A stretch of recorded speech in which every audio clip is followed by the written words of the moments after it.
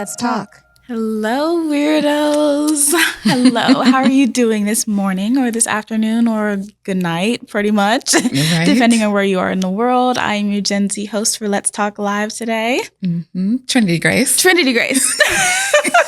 Y'all don't know who I am by now. And I'm your Gen Xer, Danielle Nikki. Y'all know who we are. Hey.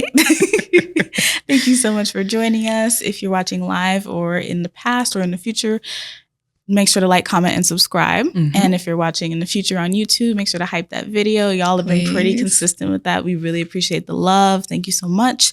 Also, just so you know, you can stream the show on any platform that you stream your podcast. So feel free to do that.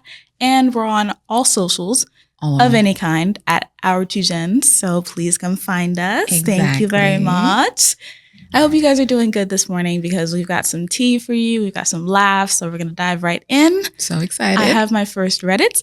This one is Today I Effed Up. Oh, we haven't had one of those in a while. Oh, but this one's good. This one's really, really good. Today I effed up by telling my sister about my financial situation for the first time in her life. A little backstory. I started raising my sisters when I was 15 because our parents weren't present. I was the one buying school clothes, supplies, birthday presents, food, Christmas presents, whatever they needed. I never wanted them to feel the weight of our problems, so I made sure they never did. Right. Fast forward 12 years. Life got hard, really hard. I'm working 2 jobs trying to make sure my 7-year-old son never goes hungry. Helping support one of our parents who isn't contributing financially, selling just about everything I own to stay afloat. My fiance totaled his car and lost his job. Somehow, I was still trying to be the person my sisters can come to when they needed something.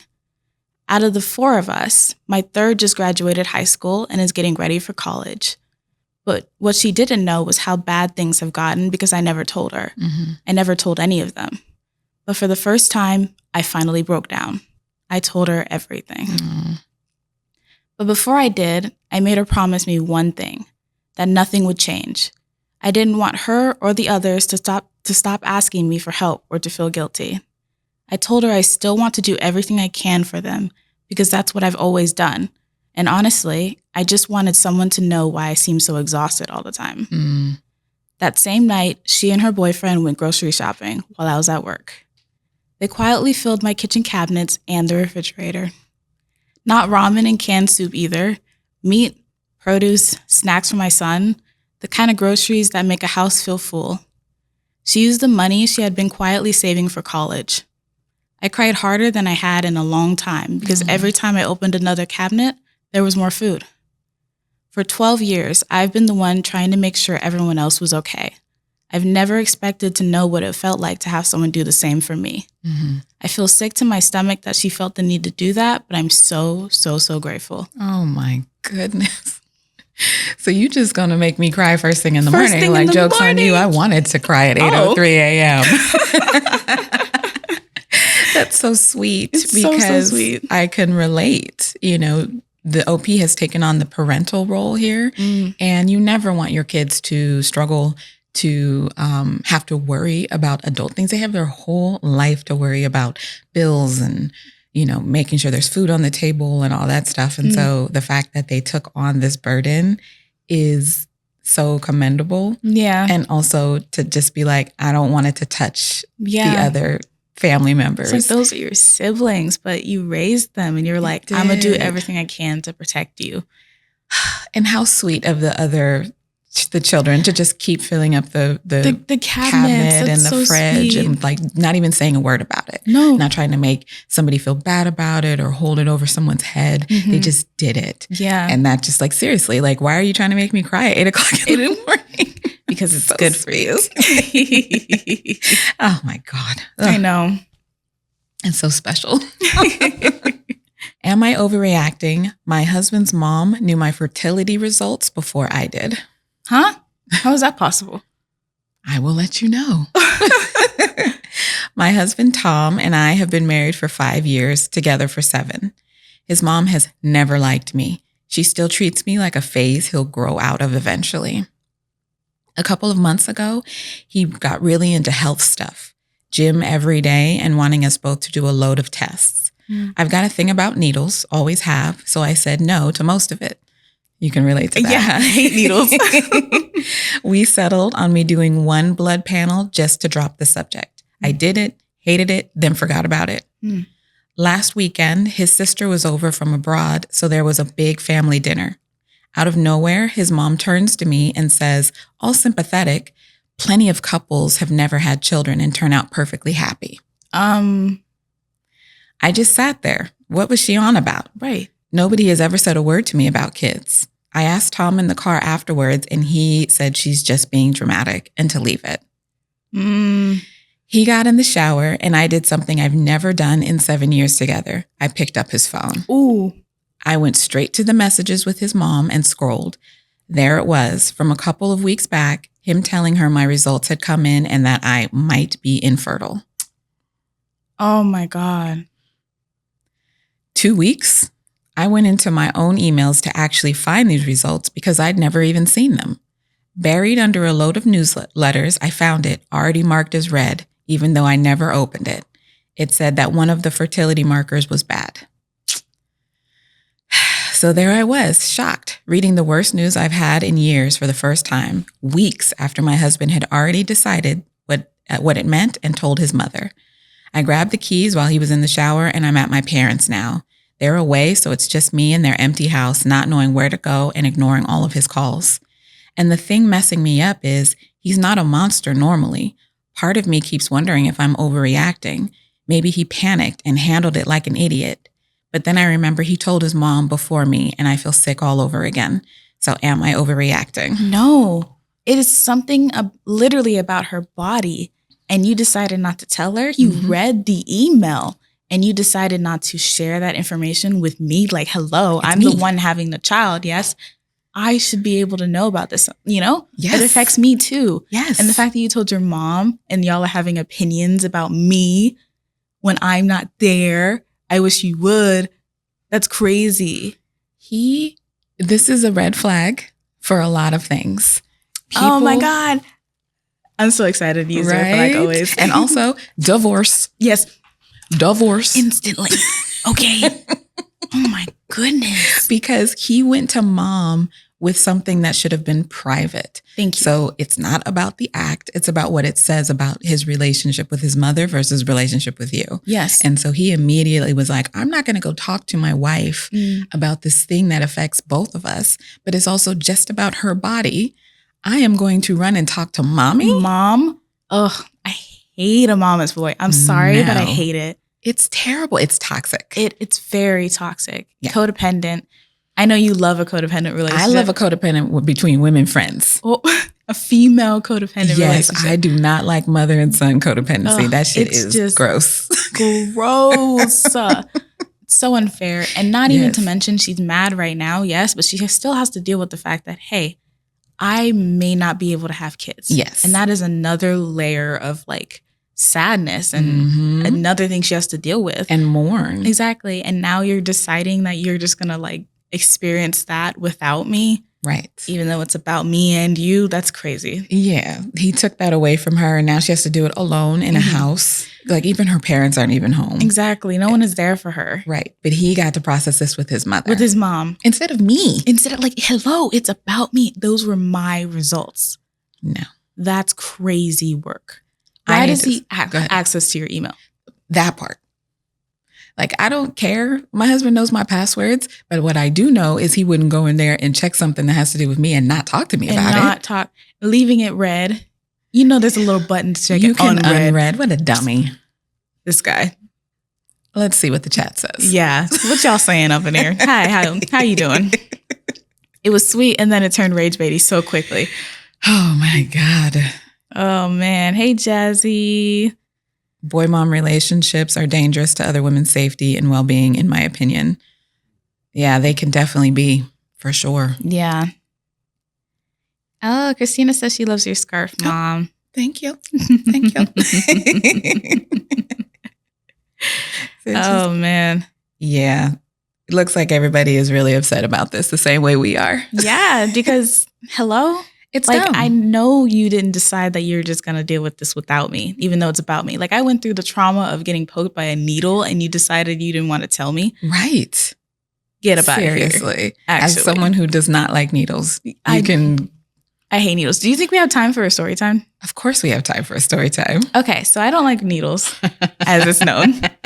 Everyone's scoffing in the background, but I don't like needles. The last time I remember getting poked by a needle, and it was super traumatic, I passed out. And and literally the chick that was doing it, the nurse, I was scared. It was obvious I was scared. And you're not supposed to look at the needles if you're scared. I hadn't eaten anything but like eggs, I think, at that moment. And I'm getting poked. And she's like, it's okay, you can look at it. So I look at this giant needle going into my arm, right?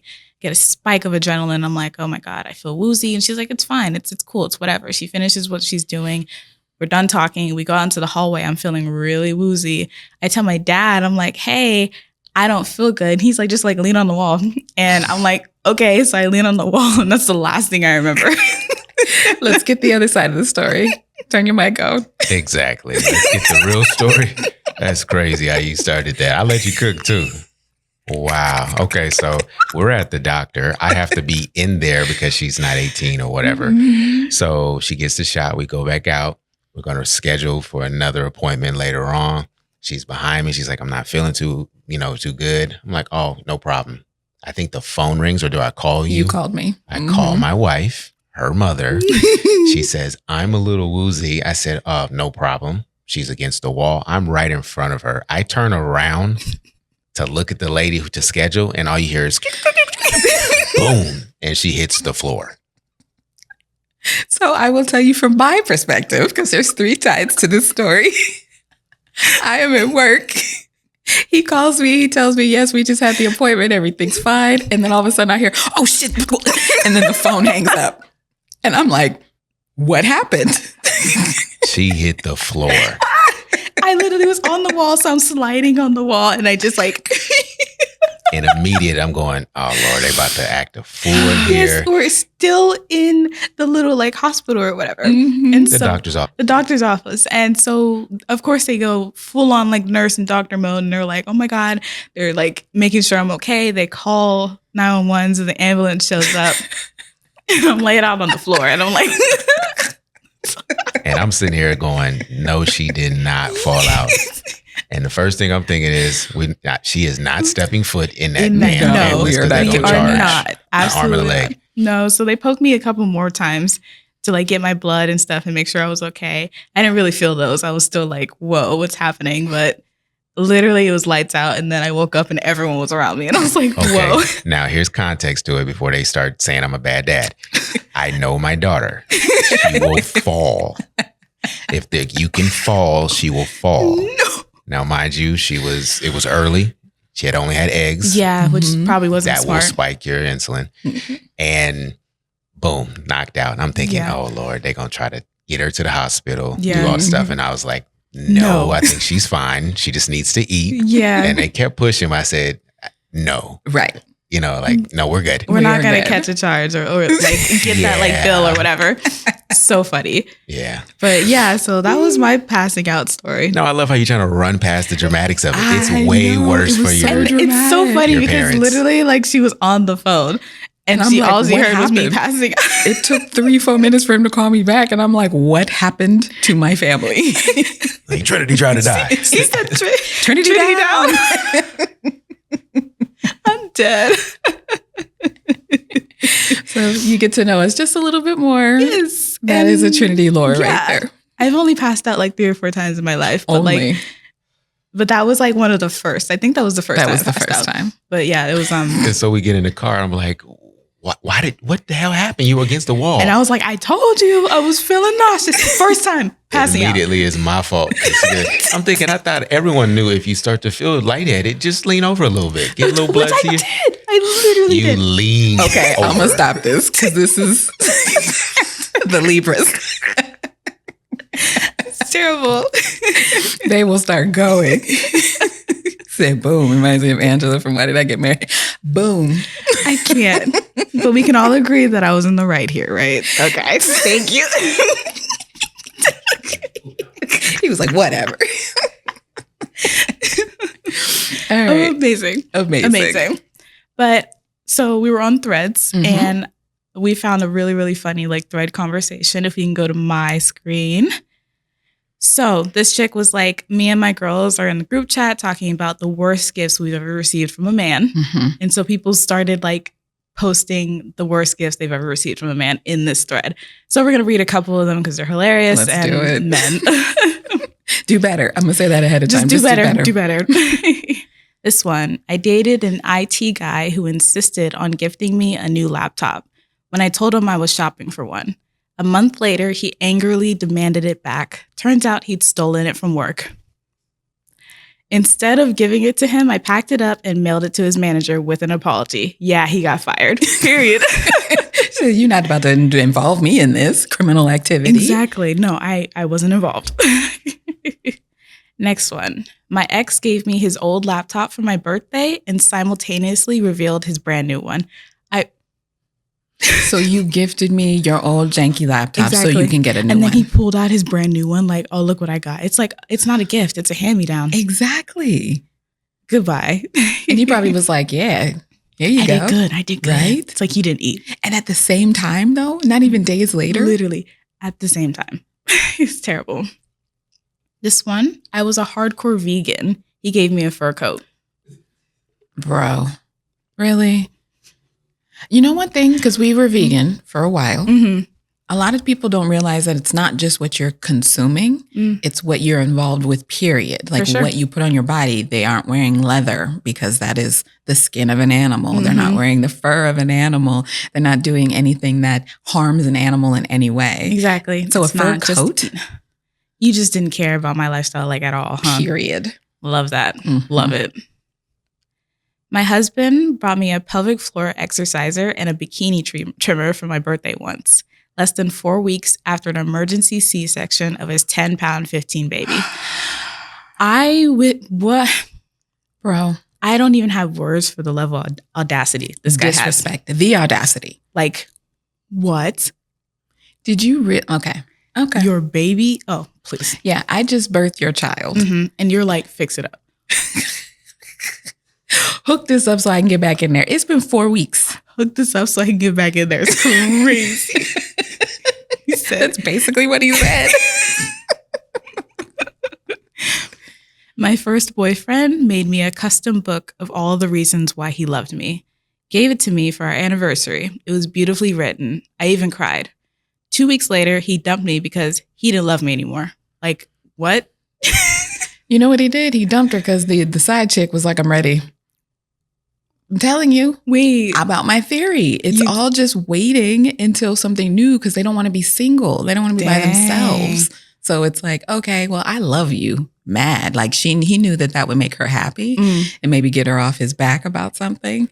But 2 weeks later, I don't love you anymore. Crazy you didn't work. stop loving her in 2 weeks. No, you probably never did. Okay. A guy I dated used to give me all kinds of designer bags, which I appreciated, but aren't really my thing because I don't carry purses. But he loved to flex and loved to be able to brag about things he'd gotten me. He would legitimately make me feel bad for not using them and would say things like, I spent thousands on this and you don't even use it. I ended up trying to get them appraised long after the relationship ended, and every single one of them was fake. Okay. That's crazy. Like, I'm not your I spent thousands on them. Like, I'm not your little, like, accessory. He just wanted to decorate his accessory. Exactly. Well, if you're going to do that, spend the real money. Spend the real money. Cheap. You cheap. She said she doesn't even like bags. Exactly. Like, why are you giving her something she doesn't like? It was for him. Ugh. He wanted the other guys, like his homeboys, to see that he was gifting some really, like... Right. But he wasn't. It was for everyone else. Have somebody clock that wasn't a real bag. That would have been... Okay. I think this is the last one. After nearly a year of me gathering letters, photos, memory quotes from close and old-time friends for a bound memory book for his 40th birthday, he gave me a postcard with happy birthday written on it and complained that I gave such great gifts. It turned him off from even trying. Okay, divorced. Divorce. You said because I give such good gifts, you're not even going to try? He said, you're doing the better gift giving in this relationship, so we're good. I didn't know there was like a scale and like there can only be a good amount. It's all about trying. People. It is about trying and it's about caring. Thank you. It doesn't need to be super expensive. I mean, I can't speak for every person, but for me, if I know it came from the heart and you thought about it, you listened to me. Then we're good. We're good. Literally. But he said, I'm not even going to, a postcard? Where the hell do you even get a postcard? UPS. Divorce. Thank you so much. She said, Oh my God. What is that? Vomiting eggs make Trinity go vegan. The trauma. What'd they say? It said, did vomiting eggs make Trinity go vegan? No. No. I had a crazy joke just then, but my parents are in the room, so. I can't. That's amazing. It's so true. Like when men give their wives vacuums for Mother's Day and birthdays. Like, except for that guy we talked about a few weeks ago who said, yeah, she had to earn it. She wanted a house appliance. Okay, so we posted that on TikTok, right? And like every other social. And a lot of people in the comments were like, did she just say that she requested an appliance for her birthday? Mm-hmm. Even that phrasing was crazy. I didn't even clock it at the time. Requested? May I please have a microwave for my birthday? Actually. Stop it. Goodbye. Ew. So I have the next Reddit. Oh, bring it. Bring it. Am I the asshole for blowing up at my family after they kept implying my Black friend wasn't the right kind of person to be around? This is rage bait. A little. A little. Yeah. I'm 27 female and my best friend is Marcus, 28 male. We've known each other since college, so almost 9 years now. He's basically family to me at this point. Before anyone asks, we've never dated and never even come close. He's like my brother, honestly. He's also Black, which unfortunately is relevant to this story. Last weekend, my parents had a cookout and I asked if Marcus could come because he was in town. My mom got weird right away. She didn't actually say no. She just kept asking if I was sure that I wanted to invite him and whether people might get the wrong idea. I thought she meant because he's a guy, but then my aunt chimed in saying maybe it would be more comfortable if I invited one of my girlfriends instead. I kind of brushed it off at first because my family can be awkward sometimes. But then my cousin pulled me aside and actually said, you know how grandma is. Bringing a Black guy here is just going to start drama. Whoa. That honestly pissed me off. I asked him why Marcus was the problem instead of grandma's attitude, and he just shrugged and said I should pick my battles. Marcus had already arrived by then and thankfully didn't hear any of this. He was doing what he always does, helping my dad with the grill even though he'd never met him before, making jokes with my little cousins, literally being the nicest person there. Meanwhile, I couldn't stop thinking about everyone had said before he got there. Later, my aunt asked me right in front of my sister if I was, quote, trying to make some kind of a statement with him being there. I finally lost it. I told her no, I invited my best friend because I wanted my best friend there. And if the only thing people could see when they looked at him was his race, then maybe they were the ones with the problem. I was loud enough that pretty much everyone heard. My grandma started crying. My mom said I embarrassed the family, and suddenly everyone acted like I had ruined the whole afternoon. Now my parents keep saying I should have handled it privately because I know how the older generation is. My argument is they've had decades to stop thinking like this, and nobody else ever calls them out. Marcus still doesn't know exactly what I said because I didn't want to dump that on him, but my sister says I overreacted and turned an uncomfortable comment into a huge family fight. Maybe I did. I was just so angry that people I've known my entire life could smile to his face while saying stuff like that behind his back. Now half my family isn't talking to me, and my mom wants me to apologize for making everyone feel attacked. Am I the asshole? No. Making everyone feel attacked? It's like, oh. Green flag for her. Red flag for the family. And green flag for her. The OP. And I love how they said that it's an uncomfortable comment and you made everyone else feel uncomfortable. It's like you don't think Marcus just being there was in a hostile environment, and yet he's still helping with the grill. He's still doing his job because, yes, that is a thing that is taught for Black men just in general. Mm-hmm. Make sure you're not threatening. Exactly. Always. Mm-hmm. This is crazy. Mm-hmm. I love they're like, oh, Why would you say that? Grandma's just having her little issues. It's like, Grandma, if you don't correct yourself, it is 2026. Yes. You do not live in that environment anymore. You do not live in that world anymore. Either correct yourself or go back inside. I do not want to see it. I don't want to hear it. Marcus does not deserve that. Exactly. The fact that you openly said that is insane. Like, I love how you felt comfortable enough to say that to me. To say because that about she feels him. comfortable in her environment. Like, the world may not be this way. Our country, I mean, but the fact that you spoke up is exactly what needs to happen, because the call is coming from inside the house with these situations. And so it was not on Marcus to say anything. It's not on any Black or brown or queer or disabled or anybody to say anything. It's on the person who looks like the oppressor to do it. Yes. Right. And so it was your job to speak up, and good that you made them feel uncomfortable, because they're supposed to make them uncomfortable. Like, for a little bit, it was like uncouth. It was not something that was socially acceptable to be openly racist, but now it is. And now it is. And it's just like, whatever, I'm going to say whatever I want. There was somebody outside the BET Awards 2 days ago holding a sign talking about Black parents or terrible Black people are terrible parents or some shit. This motherfucker had an ankle monitor on while he's standing out there talking about Black people being bad parents. The nerve. Exactly. The nerve. I think he was a January 6er, right? You're kidding. Okay. So the audacity of people to sit there and talk shit about somebody because of the color of their skin solely, right, when you have so much mess. Exactly. All the evidence is saying that I am better than you. So you're sitting here and you're wondering if you're the asshole? No. You are correct. Your family is the asshole. The racist ones and the sympathizers. The sympathizers, yeah. The ones that don't say anything, the ones that stay quiet. Those people deserve to get blasted too. Exactly. Absolutely. Publicly. They wanted her to handle this privately, but they were talking their mouth publicly. It's like, oh no, it goes both ways. So you can get this work in public too. That part. Good on Marcus. I hope he had a fun time. Exactly. Yeah, sorry, Christina. She said, this motherfucker. Yeah, yes. I mean, Oh my God. That was really good. That was rage bait, but really good. Very well said, Mom. Thank you. Yes, we're in here. So it reminds me of when I was dating a Black guy and my family swore up and down they weren't racist, but they were concerned how others would perceive us.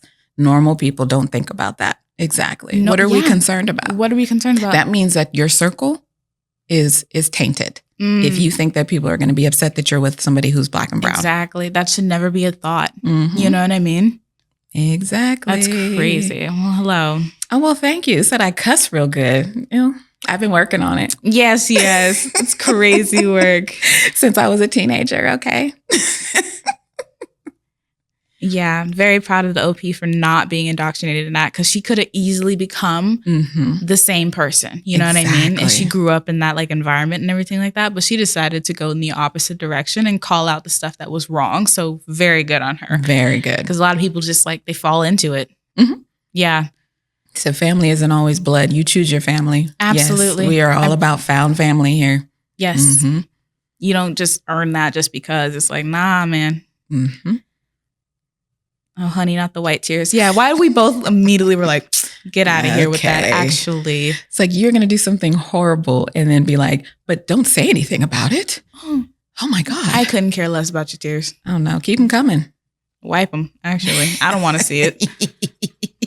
You said I hate racism disguised as just being concerned. Exactly. What are you concerned about? Yeah. Because you wouldn't even notice a concern of any kind. Exactly. Goodbye. Whatever. Thanks for those comments, y'all. Keep them coming. Please keep them coming. That was a good one. Thank you. That was a very, very good one. Okay, so I have a relationship advice. Okay. Cooking. I'm about to propose to the love of my life, but she has never seen my back in almost 7 years. Why was there everybody what? Collective what? I'm a 26-year-old guy and my girlfriend is 25. We've been together for almost 7 years and I'm planning to propose to her very soon. Our relationship is honestly amazing. We rarely fight, we communicate well, and I genuinely feel like she's the person I want to spend the rest of my life with. There's one thing I've been hiding from her for almost our entire relationship. She has never seen my back. How does that happen? When we first started dating, I developed pretty bad back acne. At the time, I was convinced it would clear up within a few months.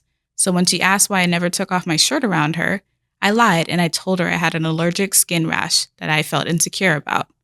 I thought I'd just wait until it healed and then I would never have to bring it up again. Except it never healed. Almost 7 years later, my back acne is still there. Over the years, this insecurity has completely taken over my life. During sex, I keep my t-shirt on. At the beach or the pool, I'm constantly making sure she's walking ahead of me. If I have to turn around, I do it quickly or try to cover my back somehow. I'm always thinking about angles, towels, changing clothes quickly. Basically doing everything I possibly can to make sure she never gets a clear look at my back. I know how insane that sounds. The crazy part is that she's told me multiple times that whatever I'm hiding, she wouldn't care.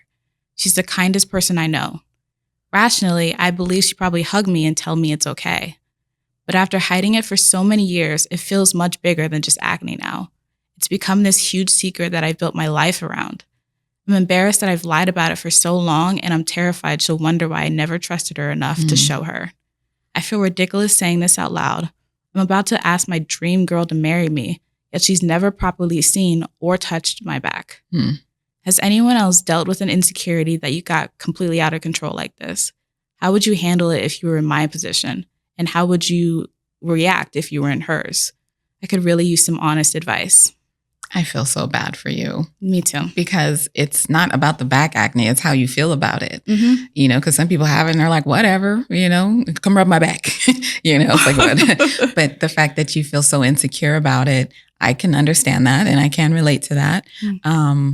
The fact that she knows you're hiding something and she opened the door for you. Yeah. She said, whatever it is, I'm okay with it. You can come talk to me because she loves you. 7 years. 7 years. She loves you. She really loves you down. But the longer that you continue to hide that from her, I don't know how much longer she's going to feel open to accepting something. 7 years is a really long time. And it's not about the back acne. It's a trust thing, you know? He even mentioned that. He was like, I don't know if she feels like she'll be upset that I didn't share this with her or didn't trust her enough to share this with her. It's like, yeah, at that point in her perspective, she's probably like, dang, he doesn't feel like he could tell me this. What am I doing wrong? Yada, yada, yada. Exactly. Like, you don't trust me enough. What am I not doing right that you don't feel you can trust me? Right. And you have no idea. Women, we are great with clearing stuff up on our skin. Like, she might have some tips, some products, because men tend not to go into certain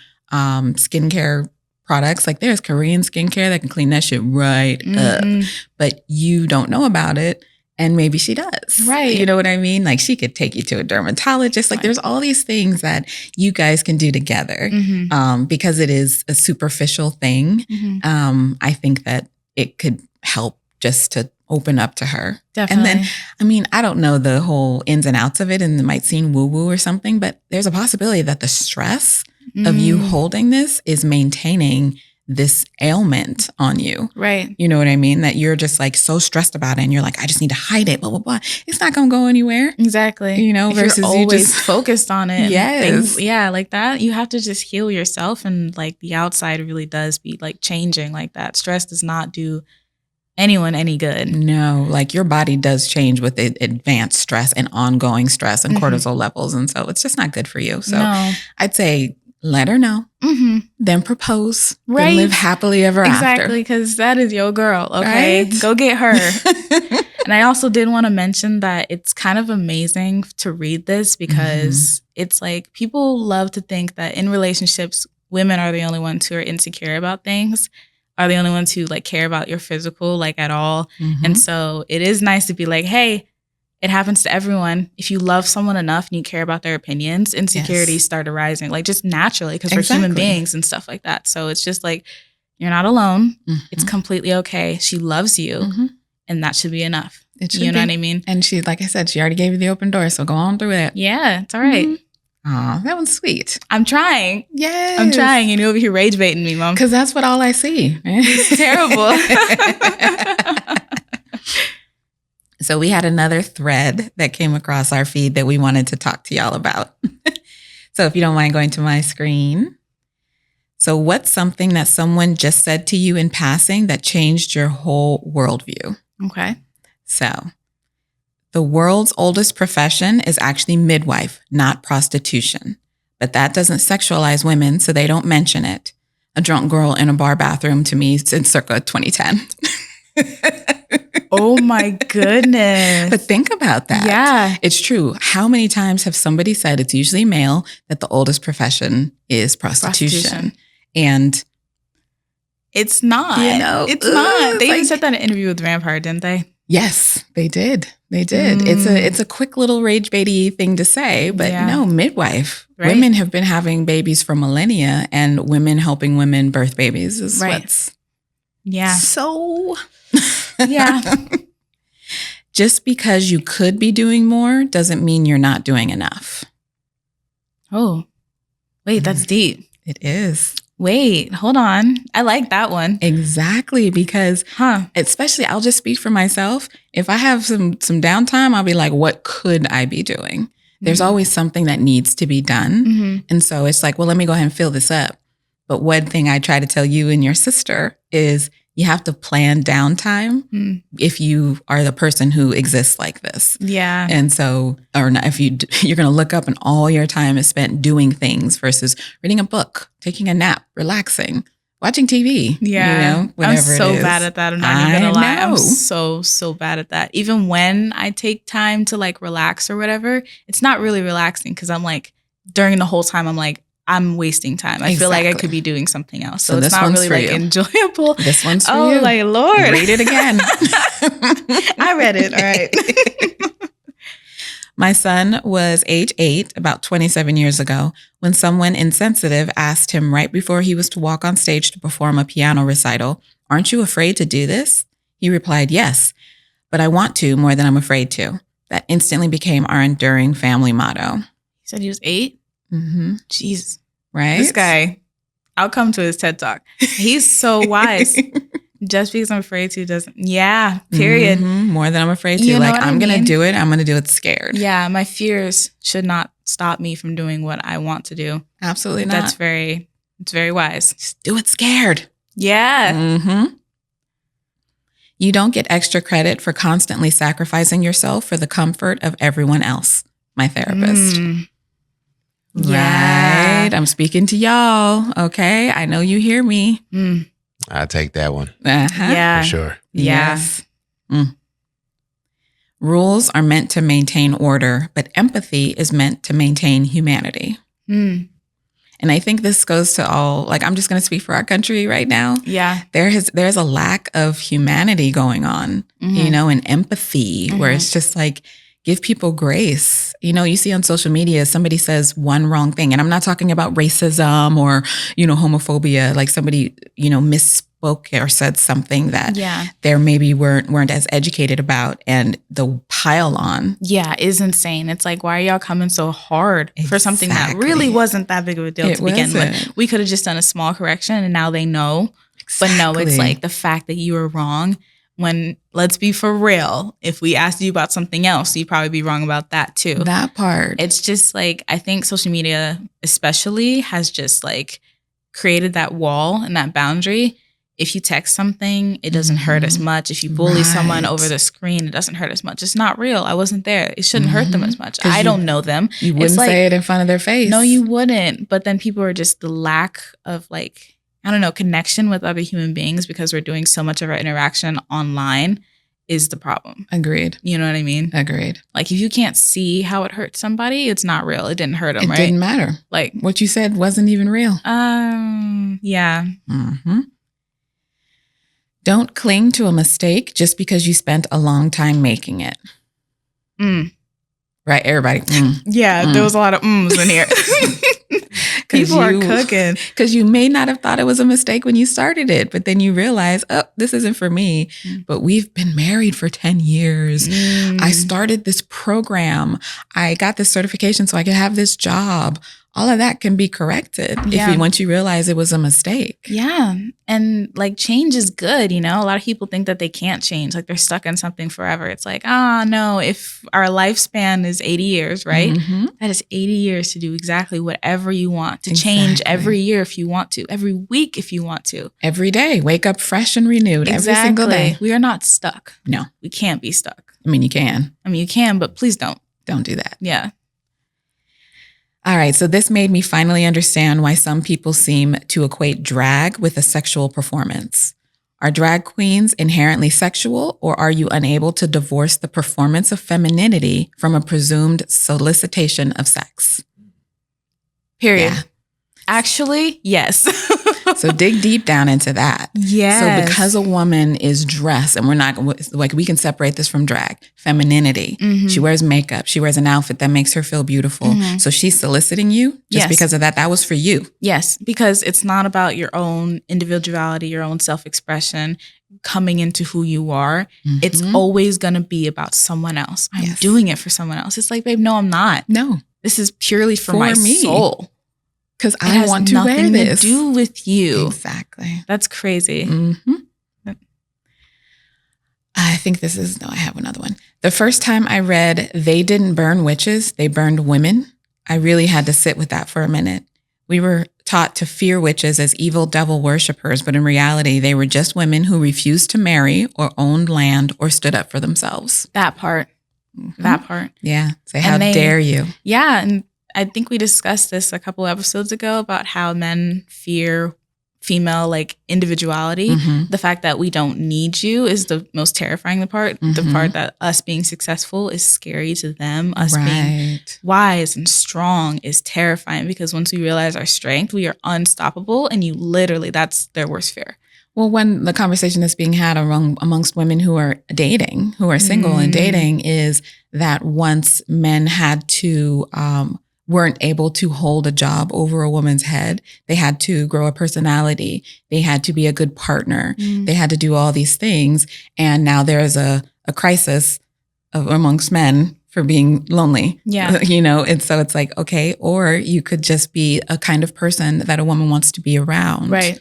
And then we can go from there. Because like, women have jobs, they have degrees, they have their own homes. They don't have to be a stay-at-home parent and mother waiting for you to give her grocery money. Exactly. Yeah. Not that anymore. Okay. Ooh. If nobody's coming to save you, it means no one's coming to stop you either. Oh, period. I heard that. I heard that. I actually leave me alone. Exactly. So I can go and get it done. Like, you know what I mean? I actually dig that so much. Can nobody stop you? Exactly. Go get that thing. Yeah. Because we never like develop insecurities, or we never say that we can't do it unless someone else tells us. Yeah. Like as kids, we're jumping off things, we're doing whatever, and no one tells us anything. But the second everyone's like, do you realize that you can fail? All of a sudden that's an option. It's like, oh, shoot. Okay. It's like, wait, it was never an option before. Go full speed ahead. Like, do it. Commit. Yeah. And stop telling people your plans. Yeah. Because what they're going to do is shit all over it. Yeah. Because if they can't see it, then they're going to tell you all the reasons why you can't do it. Right. So just go into your cave, do your thing, and then present when it's all said and done. Exactly. Yeah. Yeah. What's our chat say? Really, really good. Said survival marriages are over. You actually have to be a decent person now. Yes. R2 Den's church and ministry. Let the church say amen. Okay. Amen. That's literally amazing. Right. Like Trinity, you're like 20, right? Yes, I am 20. Thank you. I'm so wise, apparently. Yes, you are. You really are. It is literally never too late to do anything. Exactly. I love that everyone's snapping in the comments. A little A. Yeah.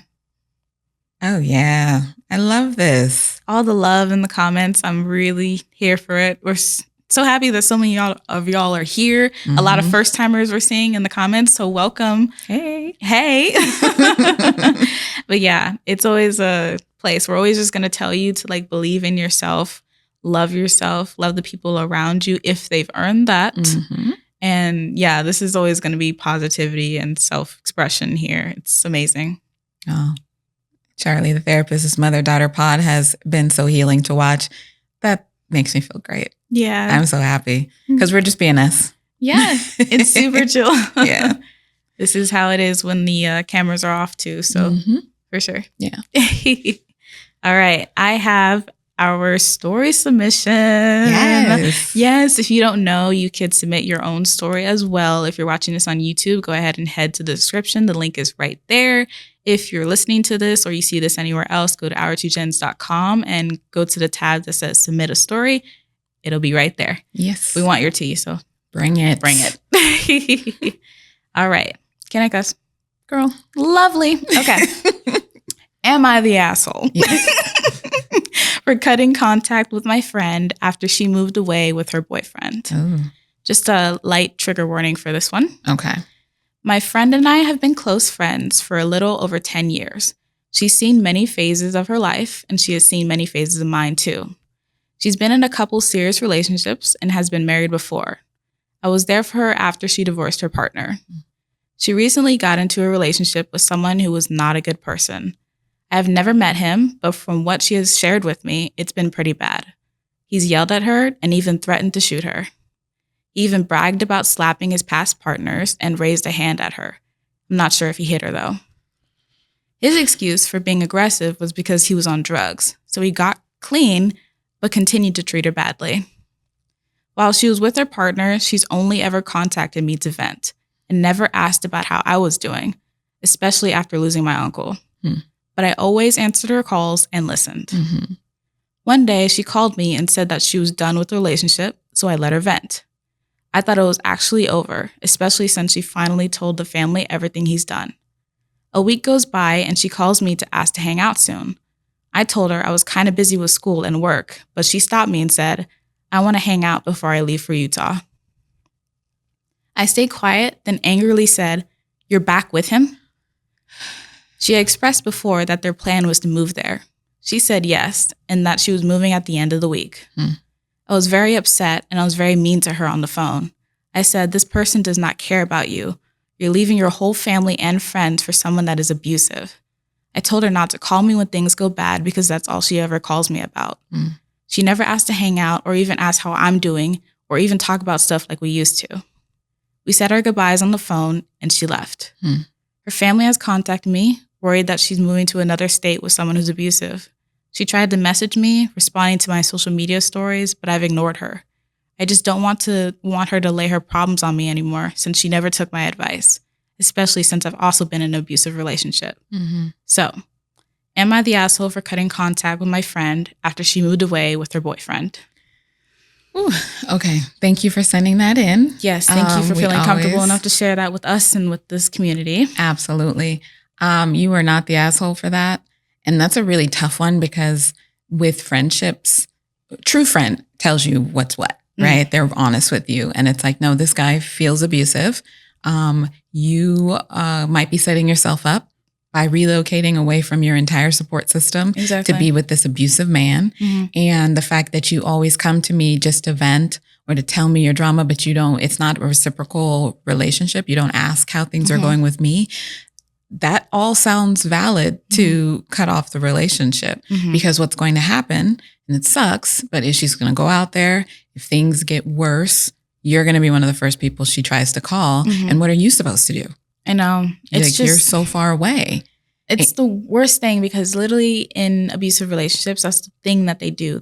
They isolate you from everyone and everything that you know. So taking her to Utah, which I don't know if she's ever been there before, but probably not.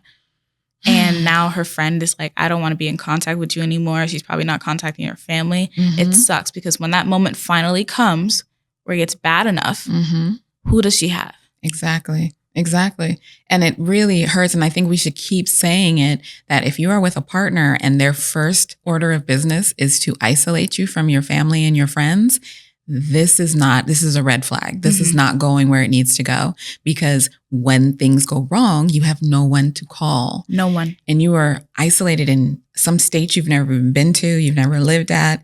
And so you can't go meet friends. When you go there, you're not even going to make any friends because he's going to make it really difficult for you to make friends. Exactly. So now you are completely cut off from the outside world.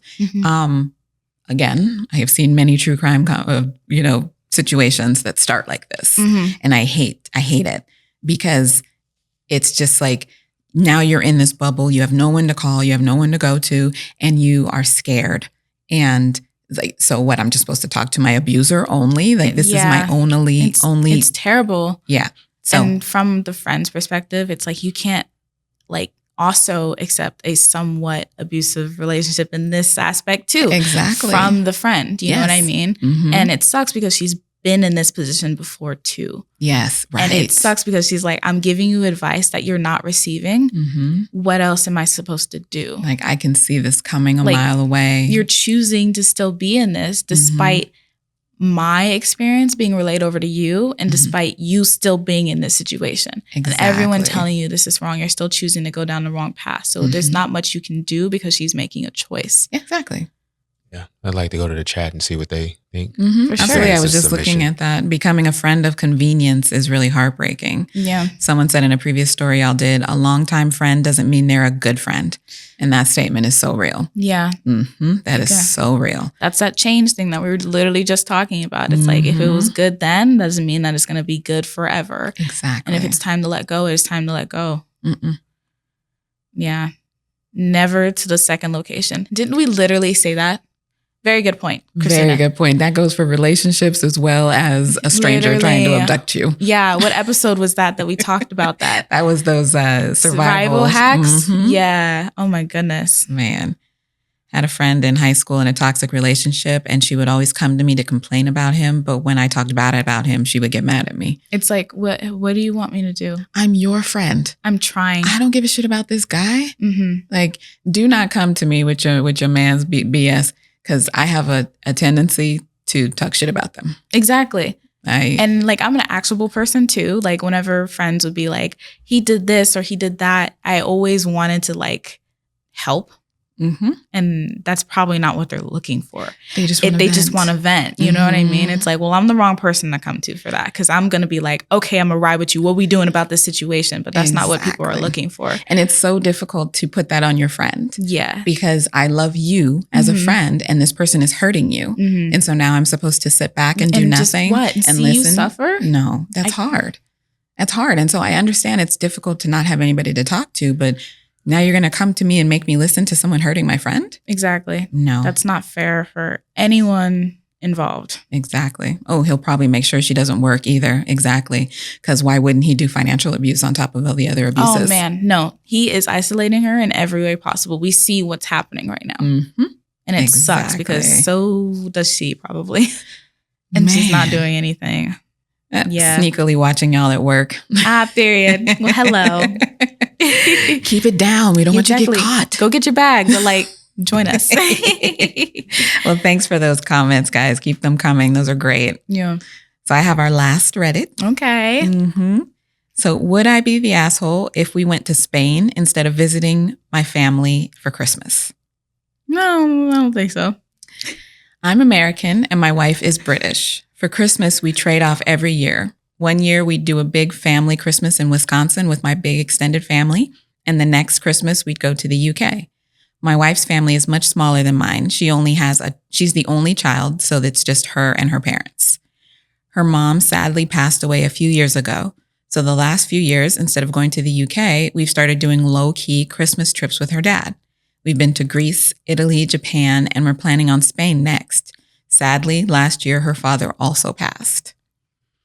This year, it's my wife's turn for Christmas, and she still wants us to go to Spain on the trip we'd originally planned, even if it's just us. She also wants to continue doing Christmas trips every second Christmas. I have zero problem with this, but my mother is upset. She understood us alternating Christmas when we had my wife's family to visit, but since my wife now has no direct family left, she thinks we should have Christmas every year in Wisconsin going forward, and that we're being selfish doing a solo vacation and not spending the time with family. So, would I be the asshole if we did a solo vacation every second year for Christmas? No, because what the mom doesn't understand is that we're doing this for her family. You know, and you realize that going on these vacations makes her feel closer to her family because that's what she did with her family when they were here. Yes. You do realize that, right? If you can't see that, then I'm sorry, you're so dense. I'm not going to Wisconsin when I can go to Greece and I can go to Spain. Like, are you kidding me? I bet it snows too. No, I don't want a white Christmas. She's like, shut that down. I don't even want that, actually. So nobody goodbye. is saying we're not going to also still come to Wisconsin every other year. But to say that we're being selfish because we want to do something as a family. Now, look, y'all don't know us, okay? But we let that shit go a while ago.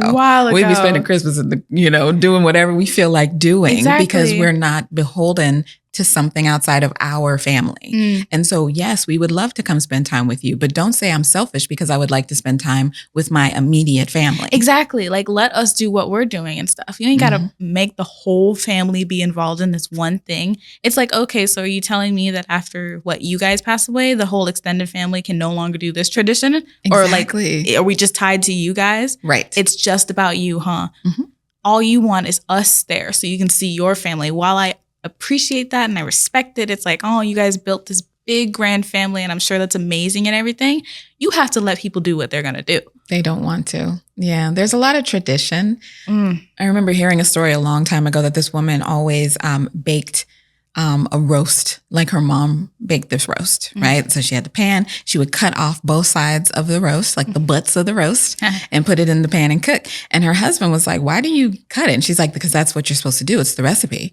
And so when she finally asked her mom why she did it, she was like, oh, because my pan was too small. That's why I cut the sides of the roast off, because I couldn't fit it in my pan. And that's the way I look at tradition all the time, because I'm like, just because one person started this does not mean that we have to continue this forever. Tide it forever. Forever. So whatever it is that we do for our holidays, please know, you and you, okay? You don't have to hold on to this forever. Exactly. Like, build your own traditions. You know what I mean? It's so weird. It's like, it's not the same situation. It's not the same people. It's not the same scenario. You do not have to stay tied to this. Don't keep making a mistake just because you spent a long time making it. Oh my God, we cooking today, huh?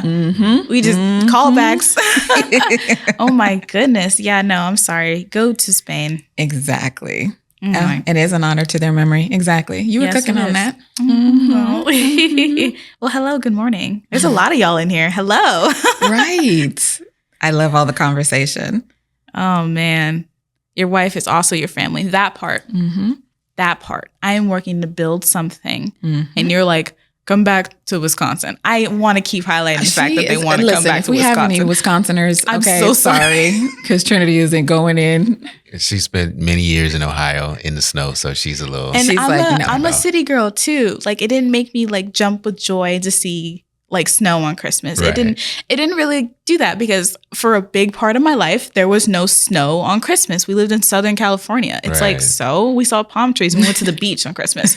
So it's not really something that's like tied to me, which I understand if it's tied to your childhood. If it's the opposite situation, I'm like, I don't want to see palm trees on Christmas. Right. I want to see snow. I want to see snow. Again, we all had the right to do and see and experience what we want on that day. It's a choice. Yeah. A lot of times the kids are the parents' possession. And it never really goes away. Yeah, very true. Unfortunately. Yeah. Okay. I really want to highlight this comment and then we can move on. Says, I guarantee if the mom was offered a Christmas trip, she would shut the fuck up real quick. Okay, period. Period. Actually, you want to come to Spain with us? Okay, we're all going to Spain. Right. Wisconsin canceled. We are in Spain. With the quickness. Yes. That little lodge and the, yeah, they ain't doing that no more. Stop. She's just pressed that she couldn't go. How dare you guys go have fun when I'm here? Exactly. Goodbye. Whatever. So this was a fun one. This was very fun. Okay, so it's now time because I have a present for y'all. Oh. Are you ready? Okay, so if you guys were here in the last, 2 episodes or whatever, we were talking about the Supergirl Cup and how, crazy it looked. Well. Let's do it. Bam! Guess what I have? I got the Supergirl Cup, and it has the little dog on the top. Turn it around.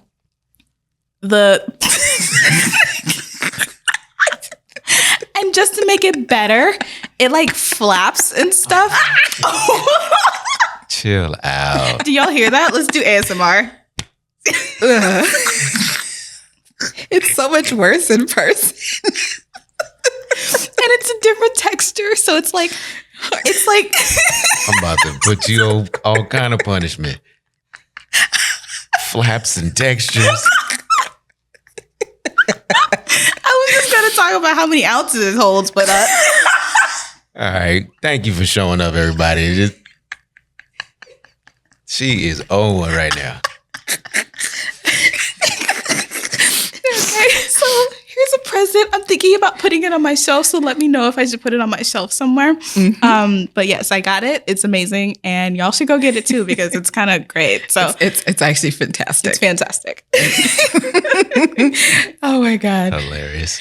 All right. We love y'all so much. Absolutely. Thank you so much for joining us. Yes. We'll see y'all on Thursday at 8 a.m. PST. Let's go. We love y'all weirdos. Bye-bye.